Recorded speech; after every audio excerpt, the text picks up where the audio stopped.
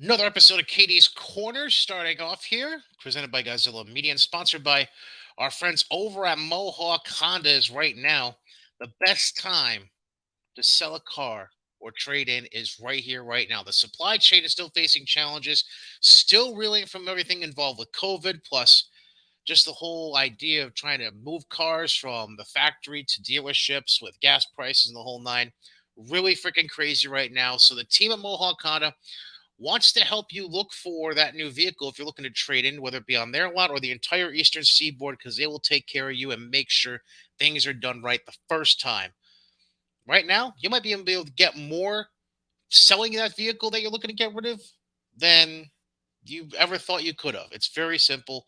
So make sure you go check out the team Mohawk Honda, where they make the buying and selling experience very easy, whether it be my boy Luis the VIP man Morales, cars with current Svoboda, or just go right to the main man himself, the general manager Greg Johnson, because at Mohawk Honda, Freeman's Bridge Road in Scotia, Glenville, they want to make buying or selling your car as easy as possible, as they always go out of their way to please you. That being said, as we have in about the last month and a half, we've been doing the Mohawk Minute, where we've been interviewing somebody from the Amsterdam Mohawks organization, the team that I do PA announcing for during the summer. And joining us today is another player. Last week we had our first player on from the squad. We had Brett Coker. This week, an Amsterdam man himself. That's right, Mr. Carson continue joining us on the show. Carson, welcome aboard. How you doing, man? Doing great. How are you? I'm doing well. First things first.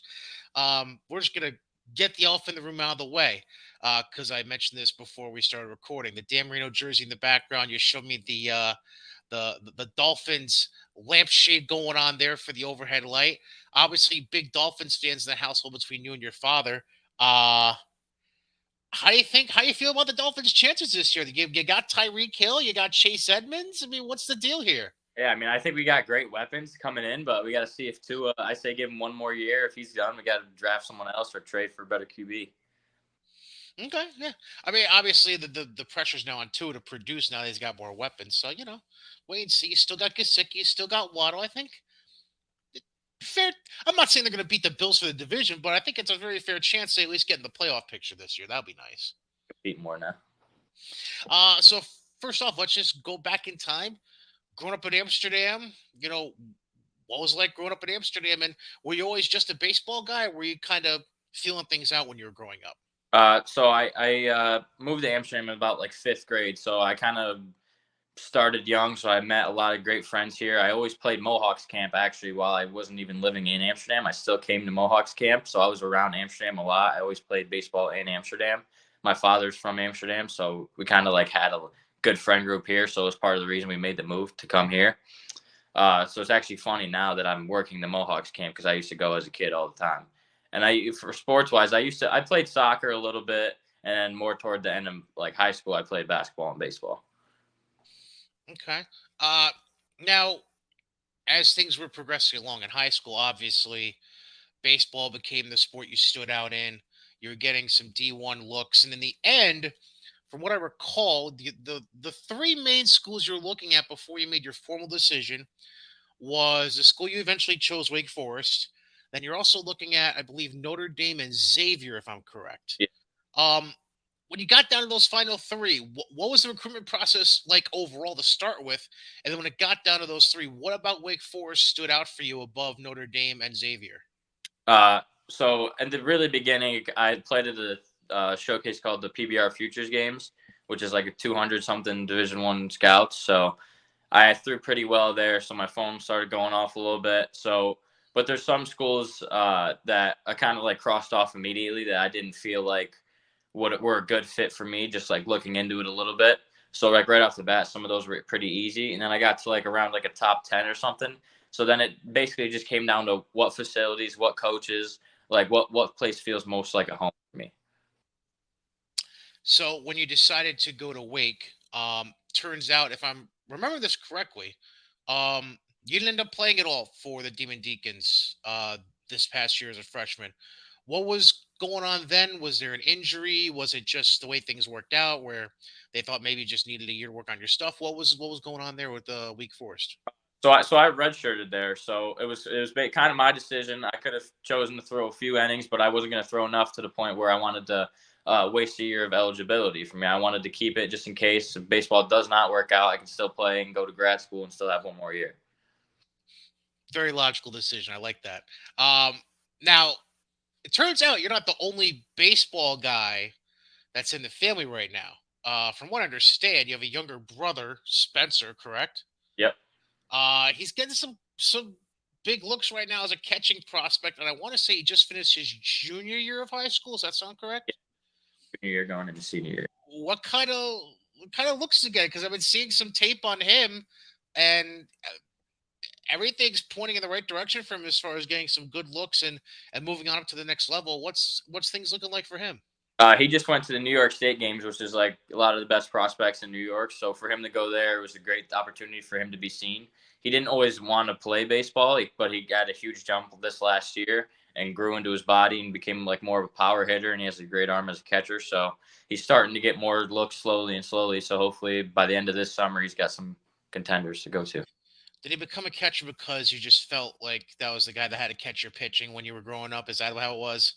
No, I don't know. I actually don't know how he got it, but they just got him catcher's gear one year for Christmas, and then he just fell in love with it. But it worked. People can have someone live with them who's a catcher. So Carson Cotugno, Amsterdam grad, now playing at Wake Forest and playing for the Amsterdam Mohawks this summer, joining us here on Cady's Corner. And before we get talking deeper a little bit about the Mohawks, I do want to ask you just a random question that I thought of when I was prepping for this interview today. There's some over the years there's been debate about unwritten rules like like running back to bases and you should be touching bases on the way back instead of running across or just really stupid stuff. People getting mad about hitters pimping out home runs a little too long. Have you had any run-ins with any of this unwritten rule crap, or do you have any feelings about the unwritten rules that are there but not there? What are your thoughts on all that stuff? with the pimping home runs one, I think it's definitely fair to pimp a home run. If you get all of it, go ahead, pimp it. To a certain extent, I think when you start to open your mouth and talk to the other players, that's kind of when it gets out of hand. But if you're doing it to fire your team up, I think it's extra juice for your team. But also as a pitcher, there's pitcher celebrations you can do when you strike someone out, such as a sword or anything. So I think if it's fair that hitters do it, pitchers should be able to do it too. And last Saturday there was some pimping out of home runs from the Mohawks, but I enjoyed it. Yeah, I like it. If you maybe it's one thing where you don't really need extra energy, but if it's a tight game and you get all of it, I think you're allowed to pimp it. Speaking of the squad this year, um, just really successful start to the year so far. Got about another what 3.5 weeks left of the regular season before the postseason, which runs through the first week or two of August. Um, it seems like this squad, and I could be a little off base on this, but it feels like this squad is different from last year's squad. Last year's felt a little more, and this is not to offend anyone who was on this squad, including Coker, who came back for this year. Um, Last year's felt a little more disconnected, I felt like. And this year, I feel like there's a lot more central focus, a lot more unity per se than there might have been last year. How do you feel about the general feel of this squad this year and how they've been able to feed off each other, especially when it seems like all gears are clicking and rolling, much like the game I was mentioning from last Saturday? Yeah, I think it's just everyone has the same goal in mind. We all came here to win. We all came here to get better, and we came here to have fun. Most importantly, so there's really nobody on the team that doesn't want any of that, regardless of how much you're playing, how much you're not playing. Everyone's kind of like locked in. Whether if you're not in the game, you're doing a chart or you're picking up on signs, trying to help the team win in any way you can. Now, when it comes to this team, I mean, there has to be somebody that's like the jokester or just like the really like outlandishly funny one for no good reason at all, or just somebody who just likes to hear themselves talk. Maybe who is there one or two guys that come to mind at all when I mention that kind of characteristic to them? Yeah, I would say Josh Overbeek. He's always the one that kind of gets us going in the dugout, always loud. But I mean, you need guys like that to stay locked in the game. I had a feeling that was going to be the name. I don't know why, but I just had a feeling that was going to be the name you brought up. Josh also he's also one of those guys, and this is endearing to me. He's he seems like the kind of guy that's not afraid to go to bat for his teammates, um, or go to bat for himself in certain cases. Like I'm trying to remember, there was one situation I want to say last week. There was something going on at third base. It might have been that Saturday night game actually. There was something going on at third base. Well, I want to say there was. I don't know if there was like a tag, and I don't know. I don't, do you know anything about what I'm referring to at all? Third base coach said that he had a tobacco in his lip, which you're technically not allowed to play in. So I guess I don't know why that is a problem. A ton of people do it in the summer. It's summer ball. I've never heard that anyone get called out by that from a coach. So the umpires had to go check him, but he was clean. So uh, uh, I've never seen it happen before. But uh, well, I'm at a loss for words because when that happened, it was literally right after a play. I think I want to say somebody from the Dragons might have was stealing third or advancing on third on a play. yeah, It I think was right after that play happened. he like deked the runner, like thought the throw was gonna come in, and I think the coach said that was bush league or something. But that, I mean, he didn't hit the guy, he didn't do anything. It's just part of the game, just trying to slow the guy down, get him out at home. So wrong with that at all. I want to say the third base coach was the manager too, so that's even worse. But Yeah. anyways, um, real quick, I just wanted to ask you about relationships you have with a couple of different people from the team. Number one, as a guy that went to Amsterdam, how you what your relationship was like with the owner of the team, Brian Spagnola, as well as how your relationship is with a guy that seems to have his own kind of language that you have to learn, Keith Griffin, the manager. You know what your relationships are like with those two, and how that's developed over time. My relationship with Brian is, I would say, we're really close. He helped me along with the recruiting process with a couple of schools. A couple of schools reached out to him. He reached out to a couple of schools. So that was a huge part. He's one of my dad's good friends. They went to high school together. His younger son Andrew is actually one of my better friends. So I always grew up. Andrew was always at my house. I was always at Brian's house. So we've kind of been really close over the years. A good family friend. As Coach Griff, like I said, I went to Mohawks camp as a kid, so I've known him pretty much my entire life. Not that we were ever really close when I was there, but I always knew of him, and he kind of started to learn of me because he's good friends with Brian as well. So kind of through the chain, we became close, and him and my dad are pretty close and keep in contact. So So you're able to get a jump start on trying to learn Griffinese, then, is what it was. yeah, yeah, I kind of understand the language a little bit. All right, now real quick, as far as what you've been able to accomplish thus far through the season. What are you looking to accomplish as the season comes to a close, and then as you work your way towards going back to school at Wake Forest, and eventually when the school season starts? I assume they start in what, like February, I believe, is Yeah. when Wake usually starts. What are you looking to accomplish from now until the start of school season, and maybe develop a little more as far as you as a pitcher? I'm looking to more so command my fastball more. I feel like that's it would easier said than done, but I feel like that's the main goal. My velocity's been kind of right where I want it. I don't really need to throw as hard as I can every pitch, and I know that now to get guys out. Coach Griff always says that like 67% of guys who swing the bat get out, so they get themselves out. So if you can just throw strikes and keep runners off base from freebies, I think that could be very good for me. One last thing I just thought of. Pitching coach, Zach Breen. He's been around for a couple, I think it's his second year now as the pitching coach, if I remember correctly, for the Mohawks.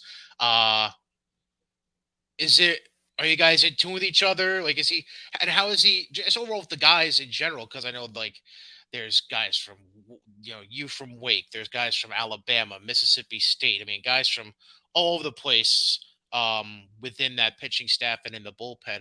How do you feel with Zach and how he does this as pitching coach for that squad? I think he's great. I don't think he tries to step over anyone's shoes. Like if your coach at school tells you something, he doesn't try and change your windup or anything like that. He kind of just tries to get you to attack. Like the states the obvious almost, but like sometimes you got to hear it to do it. He's a younger guy, so we all relate to him very much. You can kind of be yourself and be honest with him. If your arm's sore, tell him he's sore. They'll never be mad at you for that. So it's like it's a good fit for him here. One last thing. Ready to go get a chip? Yeah, I think we as soon as we got here, first couple of games we started off on fire. So we kind of thought from the beginning we were the better team that in this league. So we just got to finish it now. All right, well, let's get it. I mean, tonight we got Socrates. Tomorrow night, I want to say is Glens Falls again. Yeah, tomorrow night's Glens Falls. Both games at Shuttleworth Park. Come and see these guys. Plain and simple. That's what it is. And hear this loudmouth yelling through a microphone for a few hours. Carson, it's great talking to you. Obviously, I'll see you. I'll see you the next few nights, and we'll catch up soon. All right. Yes, thank you for having me. I appreciate it. Yeah, no problem. Carson Cotugno, Amsterdam High grad, member of the Amsterdam Mohawks, join us here on the show today. And hey, don't forget, Mohawks, they're going, AmsterdamMohawks.com. You can follow them on Facebook as well to see their schedule for the next few weeks as they wrap up their season and head towards the playoff push. And playoffs first week of August typically, so make sure you go check them out. It's a nice, affordable family night out. Great way to spend the summer. Also, if you're looking for potential other ways to spend the summer and get entertained, whether it be at concerts, other sports events, make sure to go check out SeatGeek because right now through summer, you go to SeatGeek.com and if you spend over $50 on a ticket purchase, use promo code GOZ, it's GOZ, get yourself $20 off that purchase. Again, SeatGeek.com. Search for the event you want, whether it's a concert, a musical, a sports event, whatever you want, whether it be at SPAC, I believe Tri-City Valley Cats tickets you can get even on SeatGeek. You can go check out the Binghamton Mets if you want to see somebody that's being on rehab for the Mets, maybe. Whatever you want, just go there. SeatGeek.com. Any ticket purchase of $50 or more, use a promo code GOZ, GOZ. Get yourself $20 off your order today. That being said, so we just had Carson on. Let's just shift right into gear. Major League Baseball, Red Sox, big weekend ahead. Before we touch on that, though, news they did have over the course of the week: Nathan Eovaldi, starting pitcher for the Red Sox, had a 35-pitch bullpen on Saturday. Also threw live BP on Tuesday. Right now, they have not made any formal decision about whether or not Eovaldi will come up to return for a start over the weekend against the Yankees, or if they'll have him have a rehab start or two before making his way back to the majors. As of right now, though, Boston has named their starting pitchers only for tonight against the Yankees and Sunday night against the Yankees. Tonight will be Josh Winkowski. Sunday night will be Nick Pivetta. Friday and Saturday, they have not named their starters yet. They're all 7 o'clock, roughly start times. So if you got stuff planned during the day, don't worry, you're not going to miss anything. But right now, they are kind of going back and forth about what they want to do about Eovaldi, whether or not he's actually ready to make a return or not. Going to double check real quick to see if there's been any updates since we started recording this at around 1 p.m. on this Thursday, July the 7th. And I do not see any immediate update on Eovaldi. So, jury's still out about whether or not he'll be put back into the rotation this weekend or if they'll hold off and have him do a rehab start. But that is the report as of right now. For the Red Sox, though, I mean, they just keep moving on up. And don't blink now. Boston is technically in second place in the division. They are tied with the Rays at 45 and 37, which puts them tied for the first wild card and a half game ahead of Toronto. So right now, Boston and Tampa Bay would be your wild card teams by a half game over the Toronto Blue Jays. And then everybody else is a good, let's see here. Cleveland's 40 and 40 and second place in the Central. So that would put them 5 and 2. So 3.5 games behind Toronto. And then Seattle's in second place in the West, which Houston is looking like they're going to run away with now, as Houston's 13 games clear. So 41 and 42, that puts them 4 games behind Toronto. So Boston's put themselves in a prime position with the tremendous June that they had. And they are just they're just going to keep on pushing. That's what you got to do. You got to keep on moving forward and making things happen. They still got Kike Hernandez on the IL, but doesn't seem to be affecting them at all.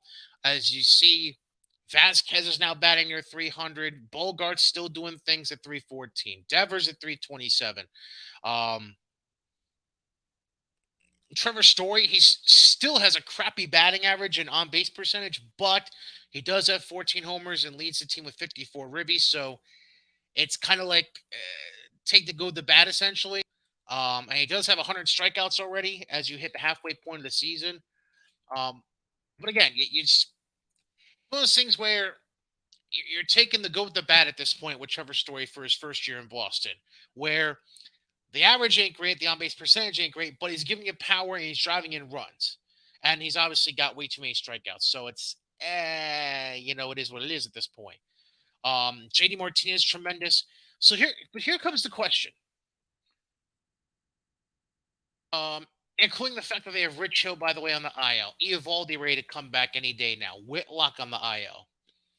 Matt Barnes on the IL. Here's where the question really comes into play for the Red Sox. And this is why I say this is a huge, huge weekend for Boston. I feel like this weekend series against the Yankees is going to be an ultimate deciding factor in whether or not this Red Sox team are buyers or sellers at the trade deadline in roughly 3.5 weeks. You just had a 20-6 June, but you've started July 2-4, so you've kind of hit a little bit of a rough patch to start off the month of July, including and losing 2 out of 3 in Chicago to the Cubs over the weekend, and then 2 out of 3 at home against Tampa. I believe this 4-game set at Fenway against the Yankees, and then the 3-game series they play at Yankee Stadium next weekend, next Friday through Sunday, the 15th to the 17th.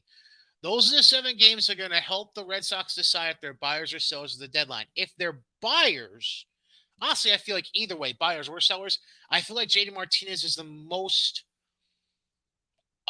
best piece for them to get rid of, because this is pretty much the highest value you're going to get for JD Martinez at this point, given his age and the amount of money he's due for the rest of the year.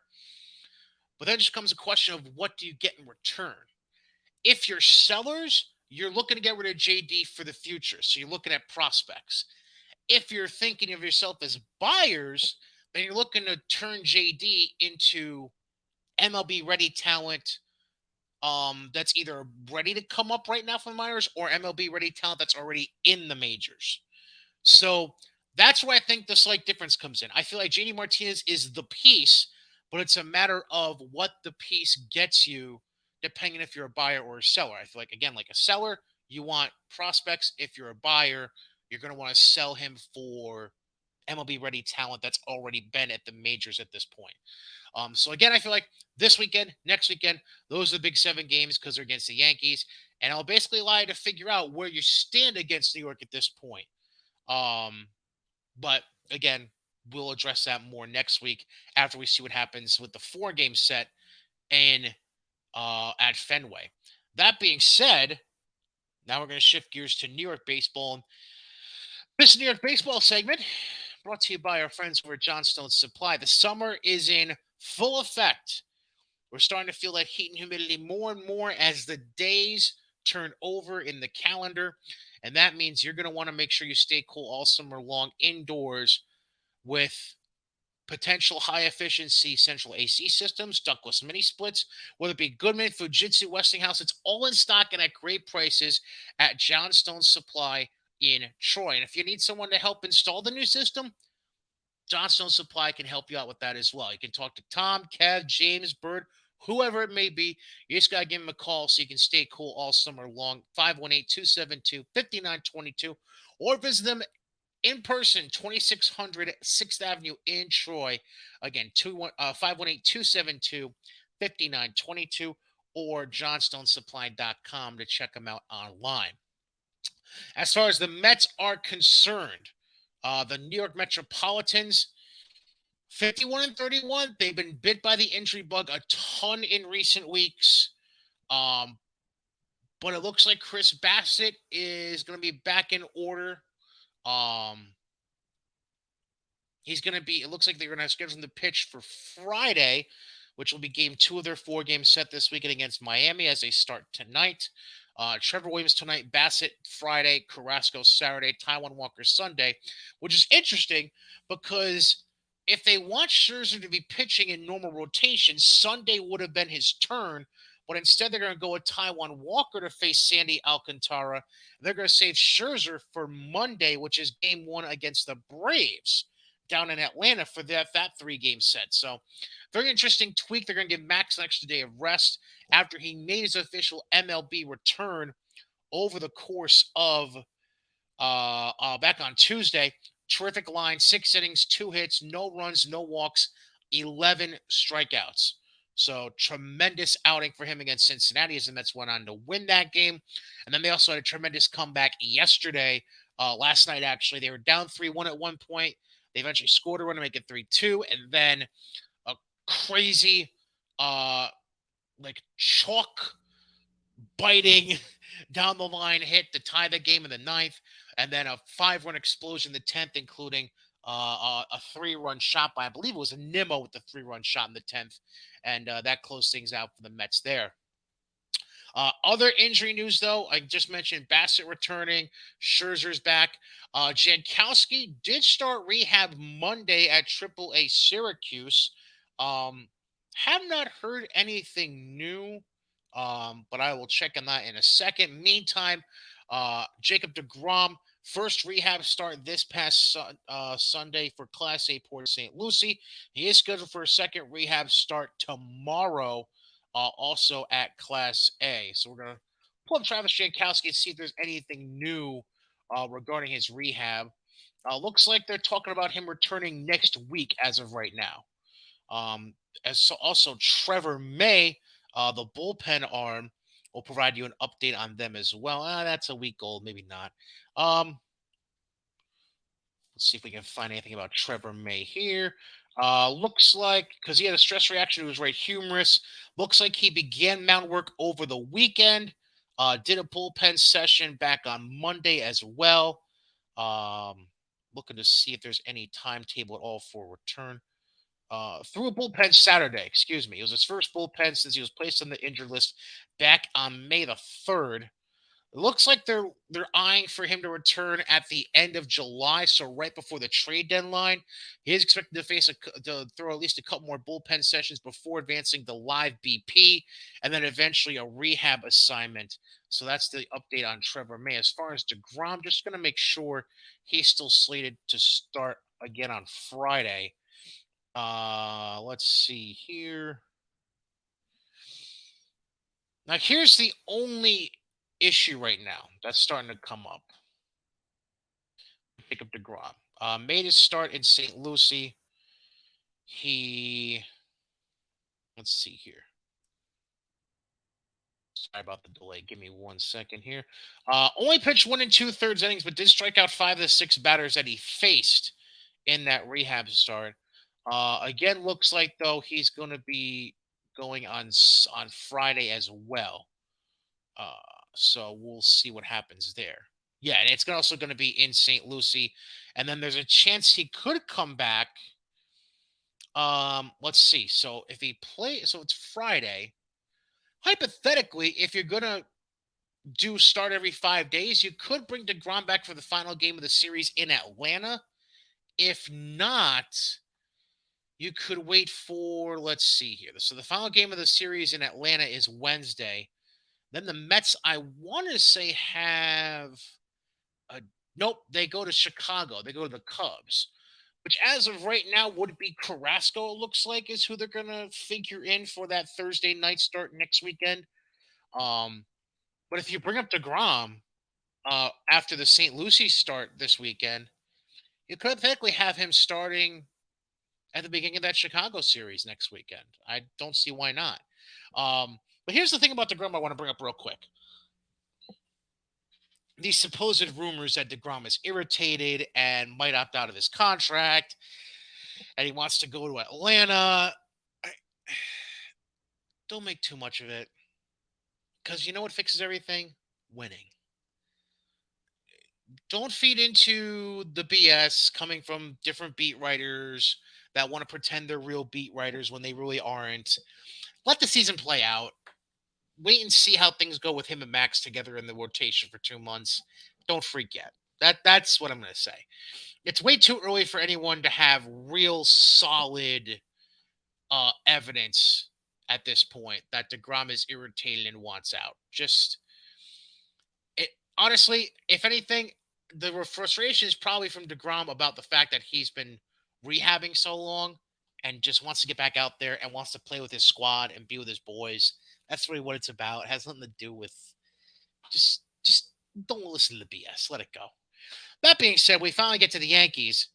And if you're watching on the YouTube side, you see the banner that says choke them out. It's very simple. Yankees are ahead by 14 games. You now have a chance to finally have a meaningful stretch against the AL East. Not just the AL East, though. You're facing the two teams directly behind you at 14 games back. Red Sox for 4, Rays for 3, Red Sox again for 3. That's what you're looking at. Or excuse me, no. That's no. The Red Sox are facing Tampa Bay. The Yankees get Cincinnati in between. But you're at a point where you now are going to get 7 games in your next 10 against Boston in second place.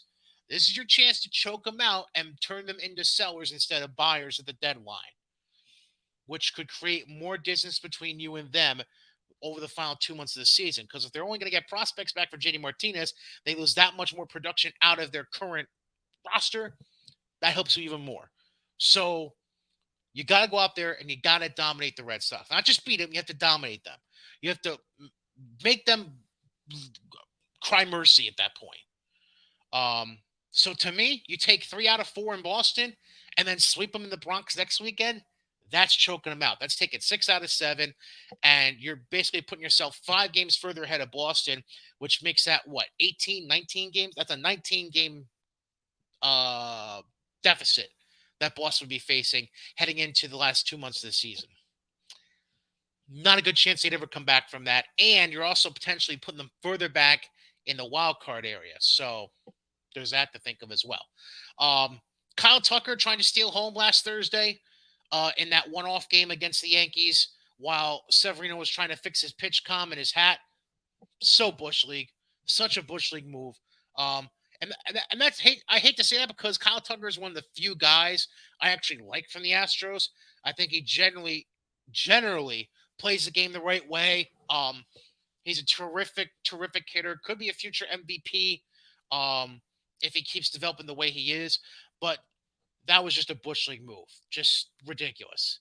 Um, but then you take that away. Yankees take 2 out of 3 in Cleveland, which included the doubleheader on Saturday because of the rain out from Friday.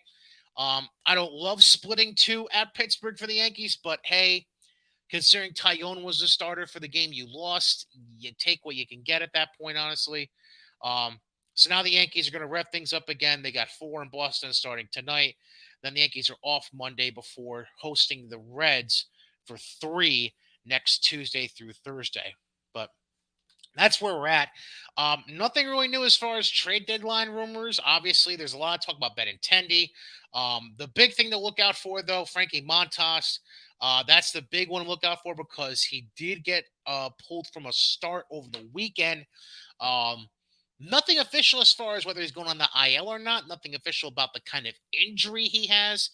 Um, they just pulled him in the midst of the start because he had something bugging him, and basically that's it. It's been totally left in the dark by the Athletics. Nobody wants to say anything for some reason. But mm, that's really the big news as of right now is that Frankie Montas got hurt at some point and nobody's talking. Nobody is talking. Because I mean we're talking about him being a target for the Dodgers, the Red Sox, the Yankees. I'm sure there's a couple other maybe the Astros will be looking at him. But the dude's hurt. Maybe even the Mets would want him as well. He left the start. Let's see here. Shoulder tightness, which is never a good thing. And this was back on Sunday. And by the way, actually, the trade deadline's been pushed back to August 2nd. I did not know. But Montez said they said that he was going to go under. He was going to have an MRI on Monday, and then nothing has been said since then. So apparently, this dude had an MRI 3 days ago, and nobody's saying a damn word about it. Um, which is interesting because I believe I have my fantasy team, but that's neither here nor there. We're just gonna throw that out there. But anyways, obviously we'll keep an eye out for the Frankie Montas situation as far as how that could potentially affect the trade deadline market in about a month. And obviously, we'll see if anything happens with Benintendi over the next few weeks. JD Martinez for the Red Sox, depending on if Boston becomes buyers or sellers. Uh, and then there's a few other guys that have been thrown around. Luis Castillo from the Reds, I think, is a name that's been thrown around. Um, and obviously, the Yankees getting up close and personal look at Castillo if he ends up pitching against them next Tuesday, Wednesday, or Thursday. Um, so there is an update on Montas. I just looked it up. This is from yesterday afternoon, so Wednesday, July 6th. Montas was diagnosed with inflammation in the right shoulder, but no structural damage, which is his throwing shoulder. Um, he's been taken out of the rotation for what would have been his next start this Saturday against Houston. Um, So for now, it looks like he's going to avoid a trip to the injury list. However, those plans could change if his shoulder does not respond as well as hope to the cortisone shot he received yesterday. So it's basically wait and see right now with Frankie Montas as far as whether he needs an IL visit or not. Obviously, if he goes on the IL, that might make him a non-factor come the trade deadline. But again, wait and see. We'll see how things go over the next week and then go from there. That being said, that'll do it. That wraps up another edition of Cady's Corner here on presented by Godzilla Media, sponsored by good friends over at SeatGeek.com, Mohawk Honda in Scotia Glenville, and Johnstone Supply in Troy. You can follow me on Twitter at Brian Cady, BrianCady. Questions, comments, concerns, you can send them to me on email, brian.cady at GodzillaMedia.com. And yeah, that does it. In the meantime, episode 14 of Cady's Corner, you can put it in the books.